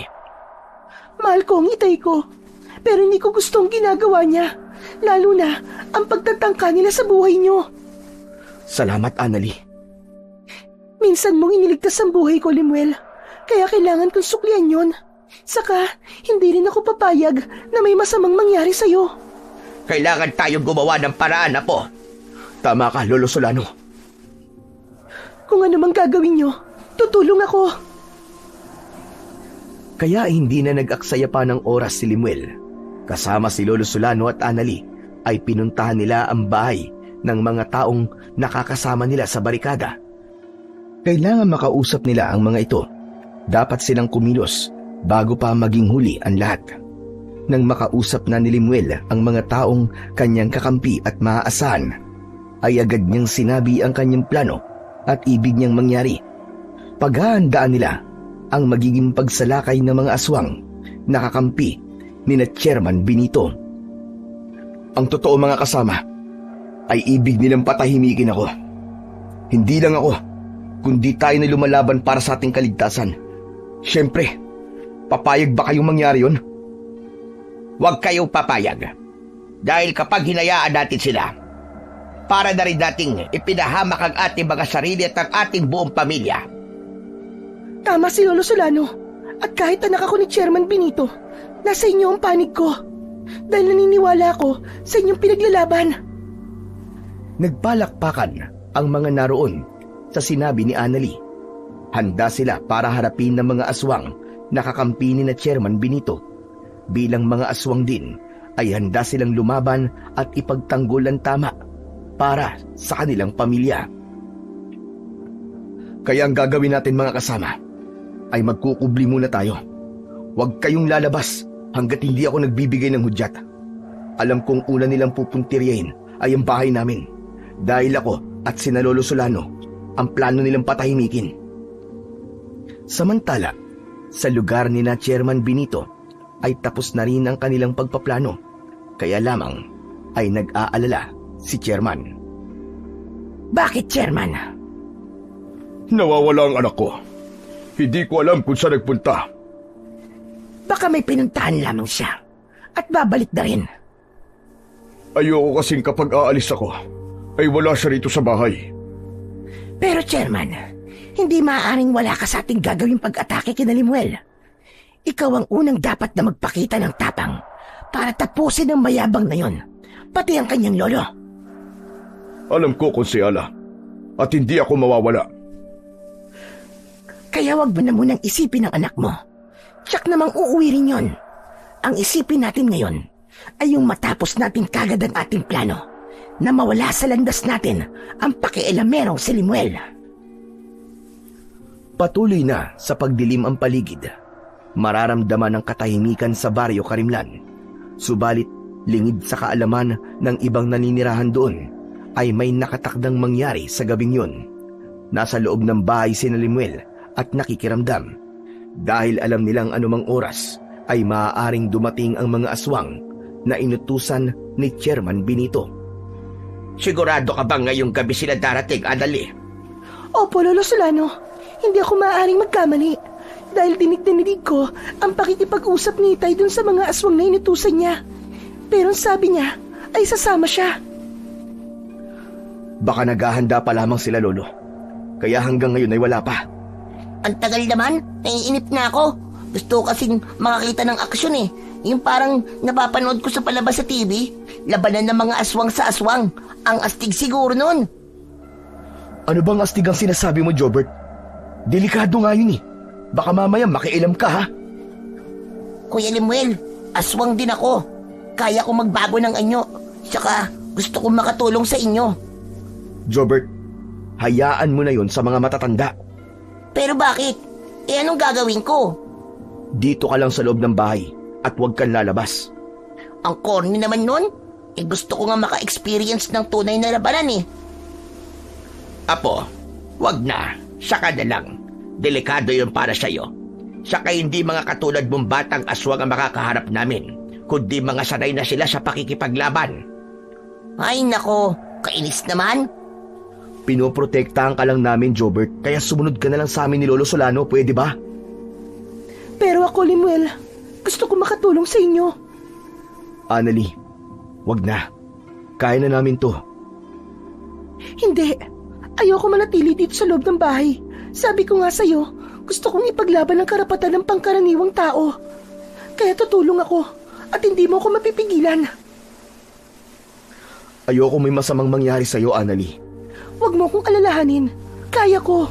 Magtiwala ka sa akin, Limuel. Sige, ikaw ang bahala. Basta tandaan mo, mag-iingat ka, ha? Oo naman. Ikaw din. Mag-iingat ka. Nasa ganong pag-uusap sina Limuel nang makarinig sila ng mga yabag mula sa labas ng bahay. Kasunod nun ay iba't ibang ingay. Pamilyar sa kanila ang mga ingay na yun. Narito na sila, Apo. Dumating na mga aswang na aatake sa atin. Nagmamadaling sumilip sa nakaawang na bintana ng bahay si Lolo Solano. Nakita niya ang grupo ng mga aswang na nakapaikot sa kanilang bahay. Tayo talaga ang pakay nila. Nakapaligid na sila sa bahay natin. Lolo, ako na pong bahala. Alam ko naman na ako ang kailangan nila. Kamatayan ko ang kanilang pakay. Nagbago na ng anyo si Limuel. Naging aswang ito at lumabas ng bahay upang harapin ang iba pang aswang na nasa labas. Sila ang grupo ng aswang na mga kasama ni Chairman Benito. Ako ba ang sadya nyo? Wala nang iba. Dahil sa kantinik sa lalamunan namin. Pero nagkakamali kayo. Hindi nyo kilala ang gusto nyong patayin. Mayabang ka pa rin magsalita. Akala mo siguro ay makakaya mo kami. Nagkakamali ka dahil napagandaan ka namin. Binatang hambog. E di tignan natin kung hanggang saan ang tapang nyo. Mga kasama, sugurin ang hambog na ito. Huwag titigilan hanggat hindi na mamatay. Mga hangal, hindi ako papayag na basta nyo lang patayin. Umakbo si Limuel. Isa yun sa kanyang plano. Magpapahabol siya patungo sa kinaroroonan ng kanyang mga kasama na naghihintay sa kanyang pagdating. Sige, humabol kayo. Kung gusto niyo akong patayin, humabol kayo! Walang nagawa ang mga aswang mula sa grupo ni na Chairman Benito at Konsehala Camila, kundi ang sundan si Limuel. Hanggang sa makarating si Limuel sa isang lugar kung saan naghihintay at nagkukubli ang mga aswang sa Baryo Karimlan na kanyang mga kakampi. Huminto roon si Limuel. Bakit ka huminto, binata? Napagod ka na ba? Mahinang klaseng aswang. Madaling mapagod. Gusto ko lang magpahinga. Baliw! Sige, magpahinga ka. At ibibigay naman namin yon ng kapahingaan na hinahanap mo. Mga kasamang aswang, suguri ng hambog na yan at huwag tirahan ng buhay. Sugod! Pagkatapos magbigay ng hudyat bilang pagsugod sa kanyang mga kasamang aswang, ay sinabayan din yun ng sigaw ni Limuel. Mga kasama! Labas na! Natulala ang mga aswang nakakampi ni na Konsehala Camila sa sigaw na yon ni Limuel dahil mula sa mga madidilim at kubling lugar na kinaroroonan nila ay lumitaw ang maraming aswang. Ang bilang nito ay higit doble sa dami ng aswang nakakampi ni na Chairman Benito. Hindi maaari! Napakaraming aswang yan! Sige mga kasama! Sila ang bigyan natin ng kapahingaan! Agad na lumusob ang mga aswang nakakampi ni Limuel. Pinagtulungan nila ang mga aswang na ibig tumapos kay Limuel. Nakita ni Konsehala Camila na hindi magiging parehas ang laban dahil dehado sila sa dami ng mga lumabas na aswang. Mauubos sa mga kasama kong aswang! Hindi maaari! Urong! Umatres tayo! Umalis tayo dito mga kasama! Mauubos tayo dito! Sa sigaw na yon at hudyat ng kanilang leader ay nagsipagtakbuhan palayo ang mga aswang. Hindi nila kaya ang dami ng mga aswang na handang tumulong kay Limuel.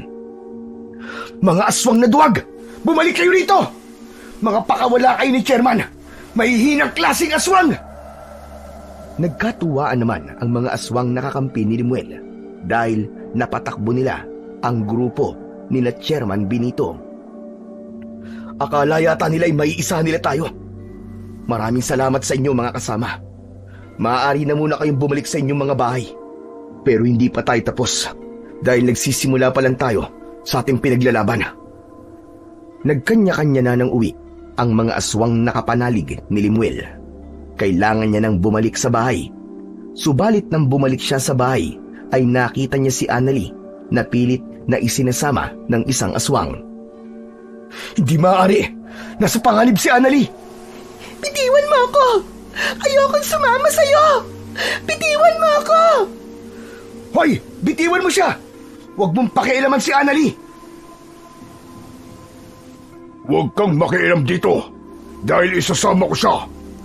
Talagang matigas ang ulo mo, no? Ako ang harapin mo. Kung hindi mo bibitiwan si Annalie, magkakasubukan tayo ngayon.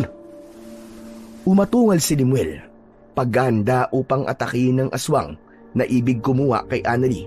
Subalit pinigilan siya ni Annalie. Wag, Limuel! Wag mo siyang pakialaman! Hindi naman ako kayang saktan ng aswang na to! Delikado ka sa kanya, Annalie! Hindi, Limuel. Dahil ang aswang na ito na ibig kumuha sa akin ay ang itay ko, si Chairman Benito. Kaya huwag kang makialam dito, Limuel. Isasama ko pa uwi ang anak ko. Ngayon ay malinaw na sa akin ang lahat, hayop ka. Ikaw nga pala si Chairman Benito, ang nais na magpapatay sa akin. Kung inaakala mong napatay ako ng mga kasama mong aswang, nagkakamali ka. Dahil natakot na sila at nagsipagtakbuhan. Maihina ang mga aswang na isinama mo. Mga duwag! Kahit kailan, talagang hambog ka. May paglalagyan ka rin. Ang mga katulad mong masasama ang may paglalagyan. Gusto na sana kitang patayin ngayon. Pero kahit paano, may respeto pa rin ako sa'yo. Dahil tatay ka ni Annalie.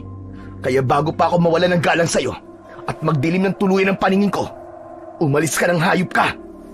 Aalis ako, pero isasama ko ang anak ko.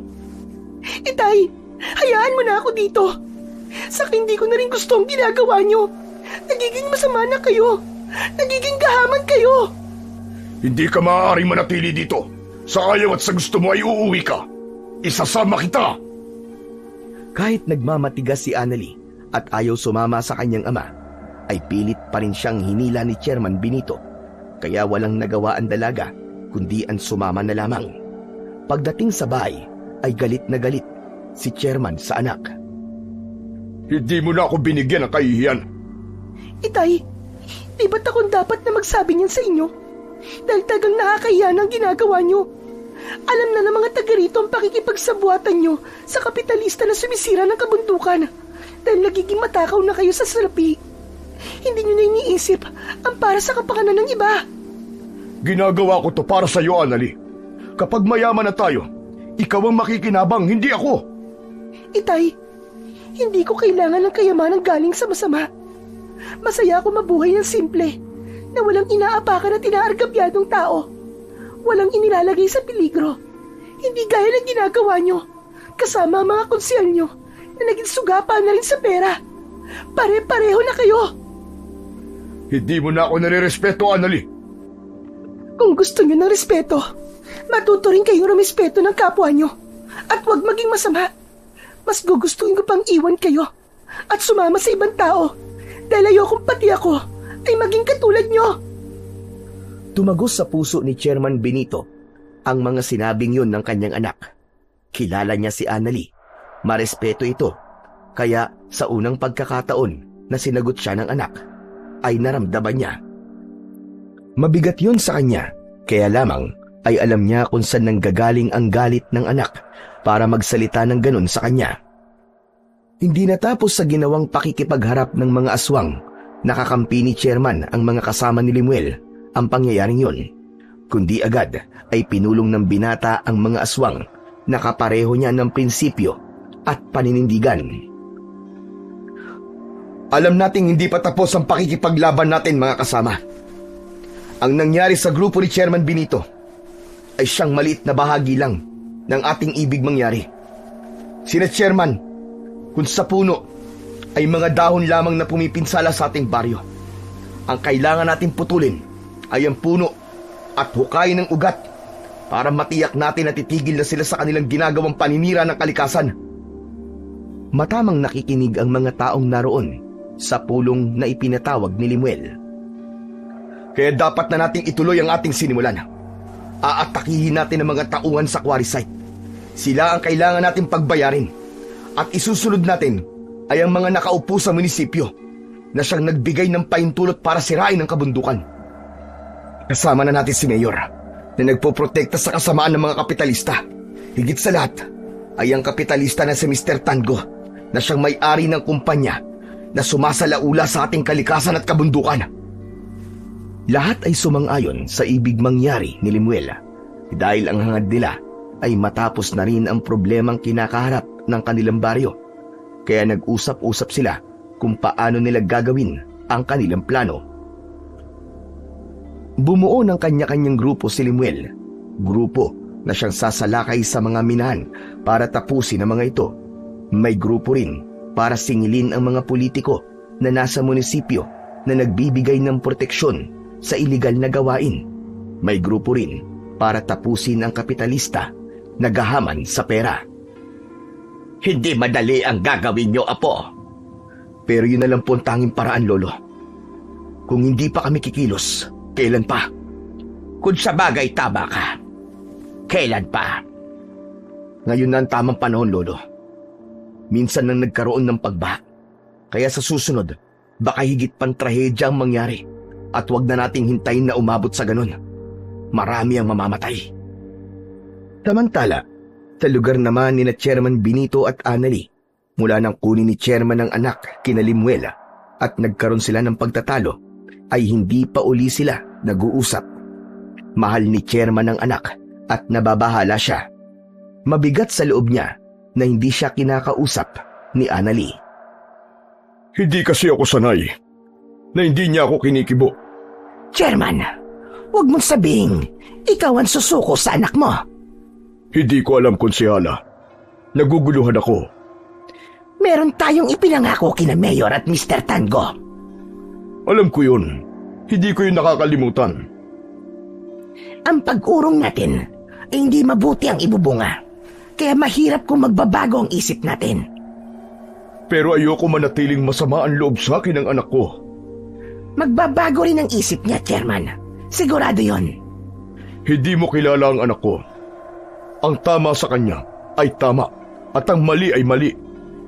Siya rin ang makikinabang sa lahat ng meron ka. Nasabi ko na yun sa kanya. Kaya lang, iba talaga ang prinsipyo ni Annalie. Chairman, inuulit ko. Hindi pwedeng magbago ang isip natin dahil buhay natin ang magiging kapalit noon. Sapagkat mahalaga ang bawat sandali, kaya inumpisahan na nila Limuel ang kanilang plano. Kumilos na ang bawat grupong binuo nila upang simulan ang kanilang gagawin. Natuldukan na ang kasamaan ng mga taong may kinalaman sa pagsira ng kalikasan. Unang kumilos ang grupo na nakatalaga sa lugar ng minahan. Isang gabing nagpapahinga noon ang mga nagtatrabaho sa loob ng mga tent na nakapaligid sa quarry site. Wala silang kamalay-malay sa biglang pagsalakay ng mga aswang. Kanya-kanya ng takbo at sigaw ang mga kalalakihan. Wala silang mapuntahan. Gamit ang mga heavy equipment na naroon sa site, ay hinarap nila ang mga sumalakay na aswang. Subalit bigo pa rin sila. Walang itinira ang mga aswang na umatake doon. Tiniyak nilang wala ng buhay ang mga tauhan ng quarry. Naging malaking balita yon na nakarating kay Chairman Benito at maging sa mayor ng bayan. Subalit walang isa man ang nagsalita o tumistigo sa mga nangyari. Sinasabi na aswang ang may pakana, subalit wala namang makuwang ebidensya. Kaya galit na galit ang mayor kay Chairman Benito. Alam ng chairman kung sino ang may pakana ng mga nangyari, subalit nanatili na lamang siyang tahimik. Natatakot rin siya na isunod ng mga aswang na yon. Nang sumunod na araw, ay napabalita na lamang na natagpo ang patay ang mayor, maging ang ilang opisyalis sa munisipyo na may kinalaman at kasabwat sa pagpapasabog sa kabundukan ng Baryo Karimlan. Hindi rin naging malinaw ang dahilan ng pagkamatay ng mga ito. Iba-iba ang paraan ginagawa ng mga aswang upang iligaw din ang mga otoridad. Subalit iisa lamang ang tiyak. Pare-parehong aswang ang gumawa nun mula sa grupong binuo ni Limuel. Ang huling grupo na pinamunuan ni Limuel ay ang kapitalistang si Mr. Tango Ampakay. Agad nilang nalaman ang tirahan nito, kaya isang gabi ay inatake yon ng mga aswang na pinamumunuan ni Limuel. Wakwak ang dibdib at walang puso ang kapitalista nang makita.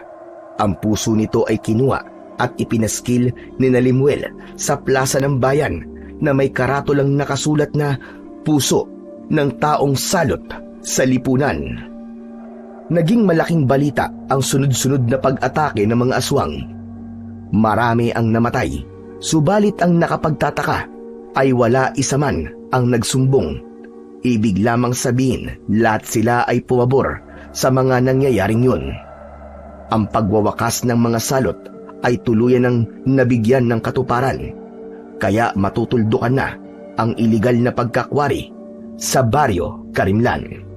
Samantala, may takot na nakipag-usap si Konsihala Camila kay Chairman Benito. Dito na muna ako sa loob ng barangay, Chairman Benito. At dapat dumito ka rin. Samahan mo ko. Ano ba nangyayari sa'yo, Konsihala? Chairman, alam mo naman yung sunod-sunod na pangyayari. Marami nang pinatay at lahat sila ay may kinalaman sa pagkakwari. Maging si Mr. Tango ay wala na. Mga aswang daw ang pumatay. Malamang, mga kauri nating aswang dito sa baryo ang may kagagawan nun. Kaya dapat siguro, umalis na lamang tayo dito. Hindi, Konsihala.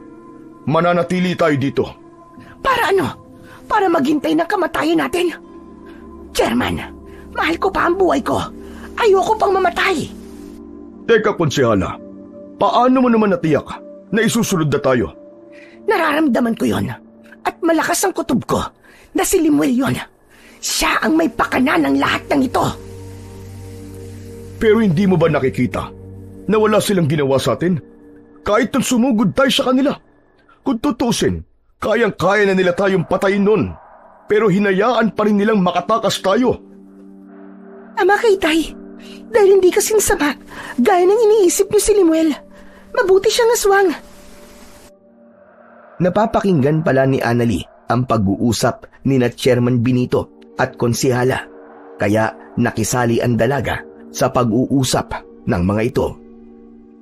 Pero, marami na silang pinatay. Dahil yun na lamang ang tanging paraan para mapatigil na ang kanilang kasamaan. Kaya nga isusunod na nila kami. Isusunod na nila kami ni Chairman. Konsehala, kung yun ang iniisip mo, di sige. Yun ang mangyayari sa'yo. Dahil yan ang nasa utak mo. Teka, Annalie, may paraan pa ba para walang masamang mangyari sa amin ang itay mo? Kayo makakasagot ng tanong na yan, konsehala. Katatapos lang mag-almusal ni na Lolo Solano ng umagang yun, wala na silang anumang pag-aalala dahil tiyak na hindi na sila makakarinig pa ng pagsabog at pagyanig gaya ng dati. Wala nang mga tauhan sa quarry site. Ipinasara na ito dahil sa nangyaring pagsalakay doon ng mga aswang. Lumapit si Jobert sa kanyang Lolo Solano at pinsang si Limuel at may ibinalita sa kanila ang bata. May bisita po kayo, Lolo. Sino? Si Annalie po. At may mga kasama po. Sino mga kasama niya? Pinapasok ni Jobert ng bahay sina Annalie. Kasama nito ang amang si Chairman Benito at ang mga konsehal ng Baryo Karimlan. Oh, napasyal kayo dito sa amin, Chairman. Pasensya na kayo, Lolo Solano. May importante kaming sadya sa inyo. Lalo na dito kay Limuel. Limuel, ako nagpumilit para pumunta kami dito sa inyo dahil kailangan makausap ka nila. Alam kong handa mo silang bigyan ng isa pang pagkakataon, hindi ba? Annalie, alam kong biktima rin lang sila. Sa kabilang tao, may pangangailangan din sila. Kaya nahulog sila sa ganong gawain at nagpagamit. Yun nga sabi ko, lalo na kay Itay. Dahil ayokong tuluyan siyang mahulog sa paggawa ng mali. Maaari pang itama ang lahat, lalo na kung bukal sa puso. Sa naging pag-uusap ni Limuel, kina Chairman Benito kasama ang mga konsehal, ay humingi sila ng tawad sa kanilang pakikipagsabwatan sa mga iligal na gawain. Nangako sila na aayusin na ang kanilang buhay. Ang perang naibigay sa kanila mula sa kapitalista ay gagamitin nila para sa proyekto ng barangay. Ipinangako nila yon kay Limuel.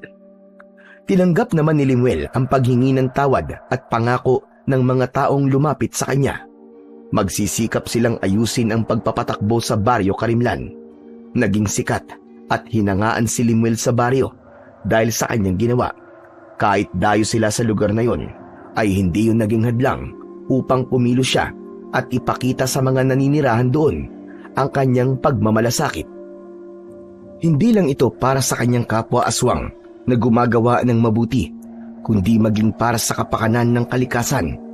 Dahil ang mundo kung saan naroon ang kalikasan ay siyang tirahan ng iba't ibang nilalang na may buhay. Aswang man o hindi, ay dito naninirahan. Kung ito'y tuluyang mawawasak, ay magiging kawakasan na rin ng lahat ng may buhay. Dahil sa ginawa ni Limuel, ay tuluyan ng napatigil ang quarrying sa lugar. Wala na ring kapitalista na naglakas ng loob para sirain ang kalikasan dahil nagpasalin-salin na ang pangyayaring yun na nakabuti sa Baryo Karimlan. Kaya ganap na silang makakapamuhay ng ligtas at may kapayapaan. Ang kasakiman at pagiging gahaman ng tao ay nagbubulid para gumawa ng masama, na siya ring maghahatid patungo sa kapahamakan. Kaya bakit natin pipiliin ang maging sakim at gahaman kung ang dulo naman ito ay ang kamatayan?